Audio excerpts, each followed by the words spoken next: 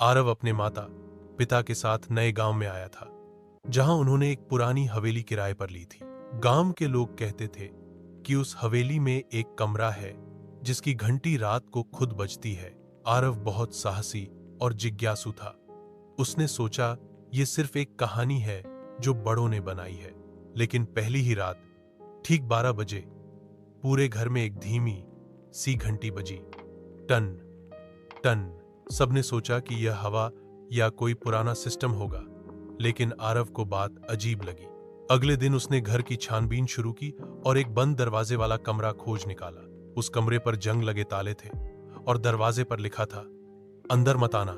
रात को फिर वही घंटी बजी और इस बार उसके साथ किसी के रोने की धीमी आवाज भी आई। आरव डर गया, लेकिन उसने तय किया वो अगले दिन इस रहस्य का पता लगाएगा।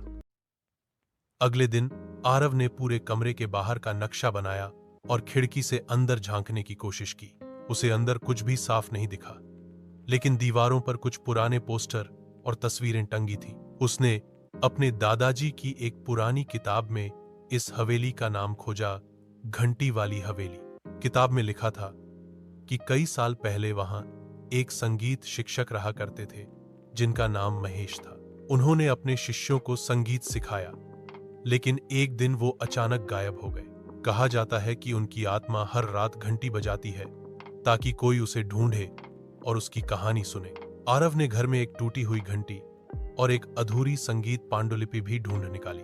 उसने नोट किया कि पांडुलिपि की अंतिम लाइन गायब थी। शायद यही रहस्य की चाबी थी। आरव ने तय किया कि वह आज रात कमरे के बाहर संगीत बजाएगा, शायद आत्मा को शांति मिले। रात होते ही आरव ने अपने मोबाइल पर वही अधूरा राग बजाना शुरू किया जो पांडुलिपि में था। से ही संगीत शुरू हुआ। हवेली की दीवारें हल्की हल्की हिलने लगीं और दरवाजा खुद खुल गया। आरव की सांसें तेज थीं, लेकिन उसका मन स्थिर। वह धीरे धीरे कमरे के अंदर गया। कमरे में धुंध थी, पर सामने एक बूढ़ा आदमी बैठा दिखा, वही महेश मास्टर जी। उनकी आंखों से आंसू बह रहे थे और उनके हाथों में वही अधूरी पांडुलिपि थी। उन्होंने इशारे से आरव को बुलाया और कहा, क्या तुम मेरी आखिरी धुन पूरी कर सकते हो? आरव ने जैसे ही आखिरी नोट बजाया, मास्टर जी मुस्कुराए और रोशनी में बदलकर गायब हो गए। उसी पल घंटी फिर बजी, लेकिन इस बार उसकी आवाज शांति से भरी हुई थी। कमरे की हवा अब साफ थी और दीवार पर लिखा था, धन्यवाद बच्चे। अगली सुबह आरव ने माता पिता को सब बताया और घर अब पूरी तरह शांत और हल्का लग रहा था।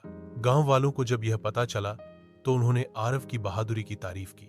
अब हवेली को घंटी वाली हवेली नहीं, बल्कि शांत संगीत घर कहा जाता था। आरव ने वह अधूरी पांडुलिपि स्कूल में सभी को सुनाई और बताया कि डर में भी सच्चाई छिपी होती है। उसने सीखा कि आत्माएं बुरी नहीं होती, कभी कभी उन्हें बस कोई सुनने वाला चाहिए। आरव अब गांव का छोटा जासूस बन गया था, जो हर रहस्य से डरता नहीं, सीखता था। बच्चों ने उससे प्रेरणा ली और कहानियों को सच्चाई के चश्मे से देखना शुरू किया। आरव ने दादी की घड़ी, मम्मी का हार और पापा की किताब से एक घंटी म्यूजियम भी बनाया और उस म्यूजियम के एक कोने में वो पुरानी घंटी अब भी टंगी है, मगर अब सिर्फ दिन में बजती है।